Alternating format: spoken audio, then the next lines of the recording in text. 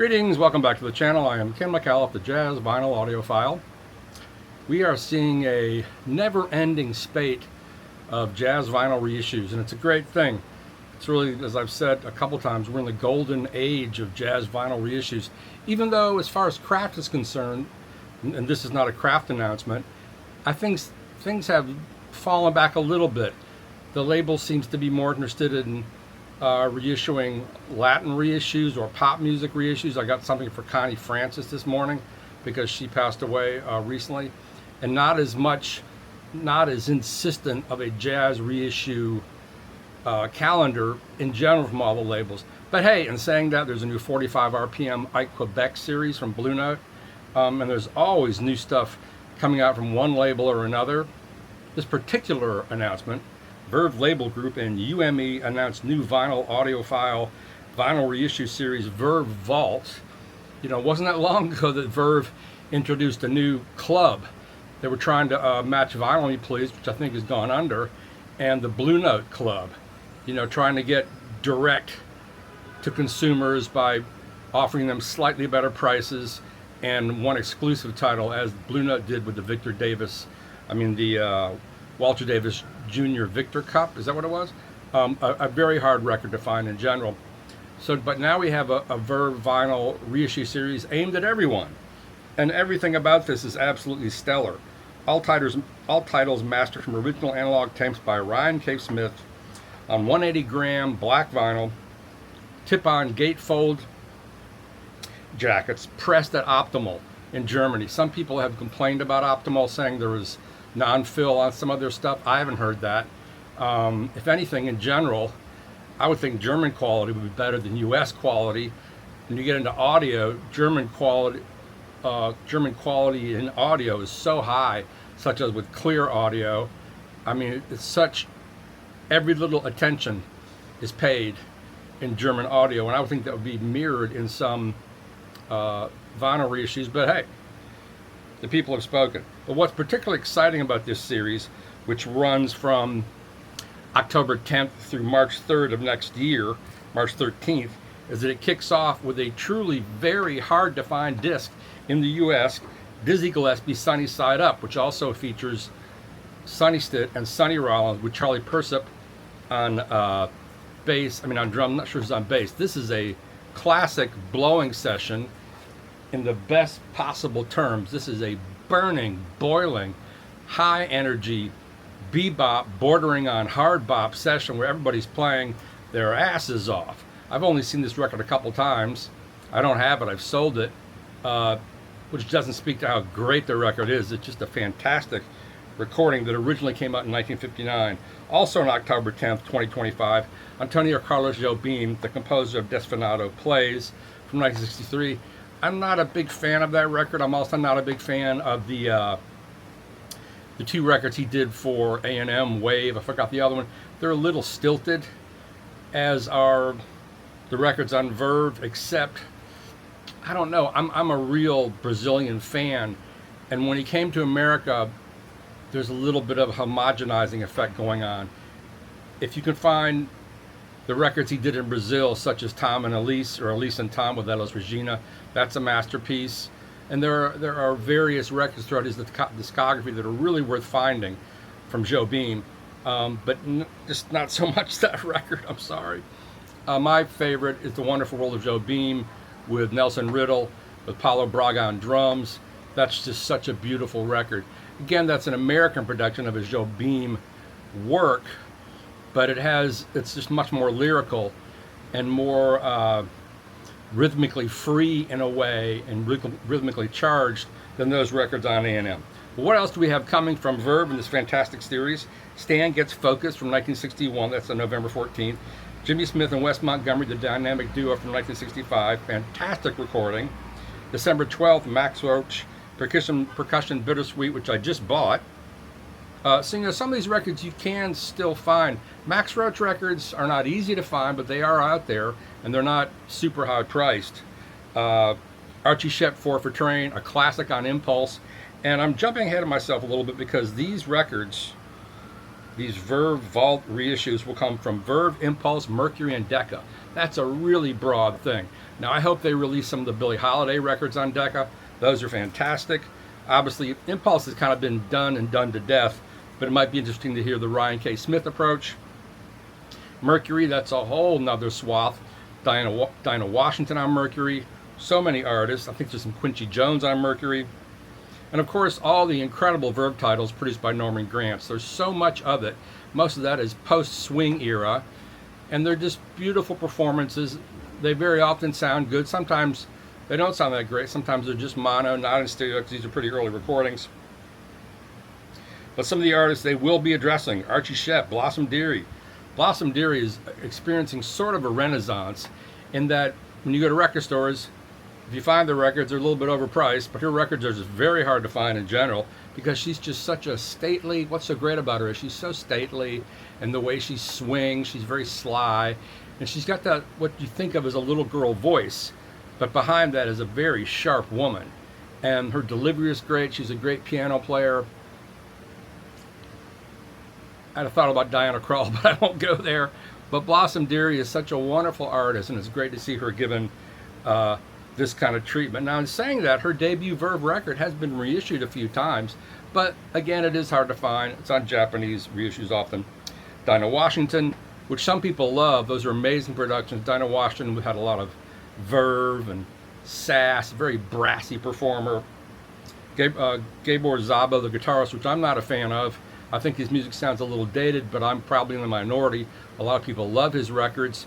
The arrangements are really cool, but they kind of remind me of a late 60s psychedelic record where you're walking through a bunch of beads and there's incense going on, but that's just me. Jimmy Smith and Wes Montgomery, Max Roach. There are quite a few Max Roach records I would love to see reissued. He did quite a few things on Mercury that are really fantastic. And then Pharoah Sanders and Stan Getz. What else do we have here in particular? January 9th, Dinah Washington, What a Difference a Day Makes. Blossom Dearie, Give Him the Ooh La La from 1958. I don't know that record, but I would say generally any Blossom Dearie record, grab it, because she's just very hip, she's very subtle, she's a wonderful pianist. February 13th, 2026, Sonny Rollins Brass Trio. That's a very forward-thinking record. Stan Getz and Oscar Peterson Trio, 1958. Stan Getz made a lot of records. Some of them are great, like Focus, Gentle Rain, Didn't We, which is a really romantic, beautiful record, not to mention all his really famous bossa nova records. But I think my all-time favorite Stan Getz record that really needs to be reissued, remastered, done up to full specs is Captain Marvel with Chick Corea and Tony Williams. That is just probably one of the last great records that Stan Getz ever made. That is the burning record on all cylinders because he's put himself with the best players of the era. It's no one below him. You know, I interviewed Steve Kuhn for a downbeat piece, the Stan Getz from the Village Gate review I did, or feature I did, and Steve Kuhn said that Stan Getz always had to have a whipping boy in his band. I mean, he's known as kind of a bastard. And the band with Steve Kuhn, Kuhn said, I was the whipping boy, and he really got tired of taking all this shit off Stan Getz. Well, obviously in a band with Chick Corea and Tony Williams and Stanley Clarke, there is no whipping boy. And there's a great video. I think there's a full DVD of the Captain Marvel performance, perhaps in France. And they are just on fire, and Tony Williams takes an incredible solo. And the look on Stan Getz's face is like, you know, he's bowing down. It's one of the greatest Tony Williams solos I've seen on YouTube. But that's one of the really great Stan Getz records. And he made a lot of records on Verve in very much a swing mold. But you know, he had a very beautiful sound. There's no getting around that. March 13th, Gabor Szabo Spellbinder and Pharoah Sanders Elevation, which I don't know that record at all. But let's see what, here are a few I'm particularly interested in hearing. You can get Jimmy Smith and Wes Montgomery fairly easy. If you come to New York and scour all the record stores, you probably find it, but it's going to be a beat copy. And I would think, you know, some of the Verve recordings sound a little primitive, perhaps. It's not high resolution.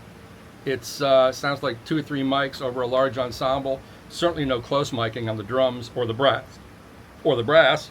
But on Jimmy Smith and Wes Montgomery, we have the pleasure of the record being arranged by Oliver Nelson.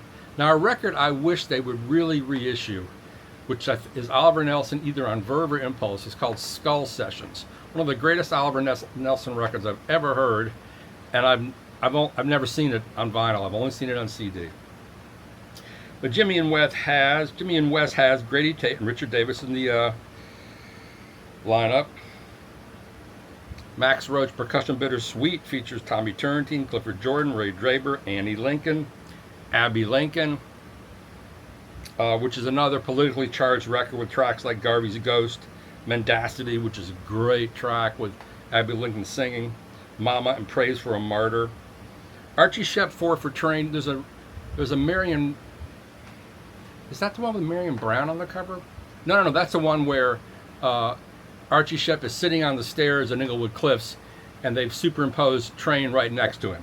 And that's an aggressive, beautiful, powerful record. Definitely something worth owning. A good place to start if you're going to explore Archie Shepp.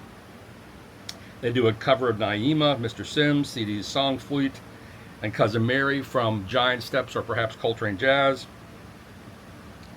Includes Alan Shorter, Reggie Workman, and Charles Moffat on drums. Brings the intensity of free jazz with the formal rigor of post-bop. I would say that is true. Now this record, Blossom Dear, Give Him the Ooh La La from 1958. I don't know this at all. Captures her signature blend of cool understatement, crisp diction, and harmonic finesse. That is well stated. Includes Joe Jones, Herb Ellis, Ray Brown. That's going to be a real killer. I can't wait for that. Sonny Rollins Brass Trio in 1958 includes Harry Sweets Edison, J.J. Johnson, Jimmy Cleveland, pianist Dick Katz, the father of my dearly departed late friend Frank Katz, Renee Thomas, Henry Grimes, and Roy Haynes. I've got that record somewhere. I'll pull it out and take a photo of it. An essential Sonny Rollins album, as so many of them are in his catalog. I'll skip over Gabriel Szabo. I don't know that much about Pharoah Sanders' Elevation. 1974 includes Joe Bonner on piano, John Hurt on bass, Michael Carvin on drums, Leon Thomas. Recorded at Ash Grove in Los Angeles, while Kenneth Nash adds layered percussion and Michael White appears on violin. I'm also going to show some records I've recently bought. I'll just hold them up, no big whoop, of from this cool record store I found out in Bushwick called, forgot the name of the record store. With these new best-in-class pressings, the new Verve Vault series is sure to appeal to the most discriminating fans looking for quality pressings sourced from the original master tapes and seasoned crate diggers looking for their next discovery. I don't think seasoned crate diggers are going to look through a new reissue series. That's kind of the opposite of crate digging. You know what I'm saying? Yo. This is sort of a thrown together video. I just want to talk about this new Verve series. Some great things happening. I have some interesting things coming up. Oh, and this new rack that I bought, which I saw John Darko talk about, and my former employer, Sir John Abion from Six Moons, cost $120 from Amazon, and it's fantastic. Now, compared to my Pangea, is that what this is? Rack, which is very tall, this rack is rather short. But the great thing about this rack, it's extremely well made. I mean, it's a rack you get and you assemble it. The rack's the metal is good. It's solid metal. The shelving is great, but the best thing about it is there are adjustable shelves. So I was able to fit a massive integrated amp and a phono stage and another phono stage and a turntable on top of it. And it's really solid. It has leveling feet, I believe. Yes, it has leveling feet. So I'll include a link for it down below. But for $120, this thing can't be beat. My much bigger, not that much bigger, maybe a rack higher Pangea rack was like $350, and it's not built as well as this $120 rack. And the shelves on the Pangea are not adjustable, so I could only fit certain gear into it. Which, you live in a small apartment and you have a lot of gear like I do because I'm a reviewer, that was a real pain in the ass. I now have 4 racks in my room, and I'll just show I'm not going to run down all the gear that I have, but I'll take pictures and you can sort of see what's in my current rig. Thanks for watching.